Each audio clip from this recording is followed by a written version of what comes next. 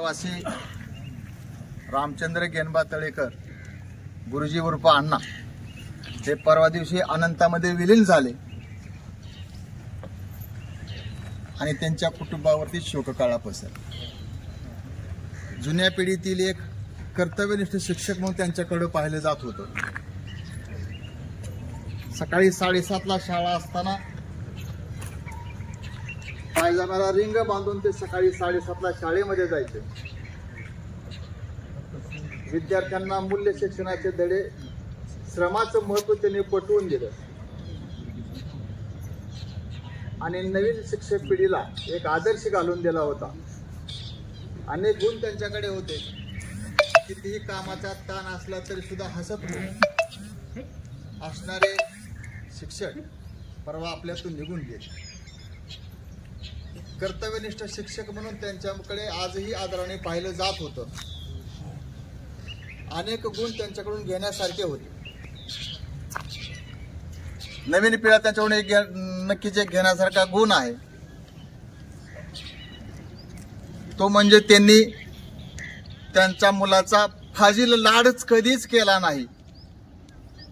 म्हणून त्यांची तीनही मुलं आज त्यांच्या प्रत्येकाच्या विविध क्षेत्रामध्ये यशस्वी झालेले आपल्याला पाहायला मिळतात। एक शेतीनिष्ठ शेतकरी, कृतनिष्ठ शिक्षक आणि कुटुंबाची पूर्णपणे जबाबदारी घेणारा एक कुटुंब प्रमुख, अशा विविध पैलूंनी नटलेले व्यक्तिमत्व परवा दिवशी आपल्यातून निघून गेलं आणि अनेक गुणांची शिदोरी पाठीमागे ठेवून त्यांचं अनुकरण करण्याची संधी त्यांनी आपल्याला प्राप्त करून दिलेली आहे। त्यांची आठवण नेहमी सर्वांच्या सदोदित स्मरणामध्ये राहील असे व्यक्तिमत्व परवा दिवशी आपल्यातून अनंतामध्ये विलीन झालं।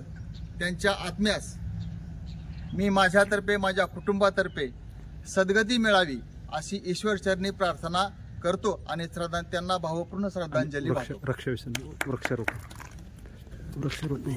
आणि दुसरी एक गोष्ट आहे, एक विज्ञाननिष्ठ ते शिक्षक होते। त्यांची इच्छाच होती, ज्याप्रमाणे पंडित नेहरूंनी आपली रक्षा ही कुठंतरी पाण्यामध्ये विसर्जित करण्याच्या ऐवजी ज्या ठिकाणी शेतकरी राबतो त्या शेतामध्ये विसर्जित करण्याची इच्छा व्यक्त केली होती, तद्वतच गुरुजींची सुद्धा इच्छा अशी होती की माझी थोडी बहुत रक्षा गंगेमध्ये विसर्जित करावी आणि बाकीची जी रक्षा आहे ती रक्षा रानामध्ये विखरून टाकावी आणि त्याच्यामध्ये वृक्षारोपण करावं।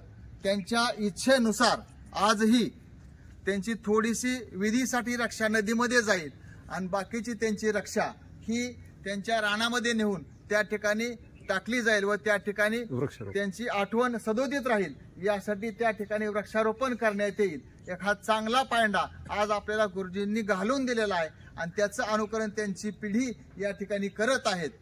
अशा या विज्ञान शिक्षकाला सुद्धा पुन्हा आपण एकदा भावपूर्ण श्रद्धांजली वाहूया।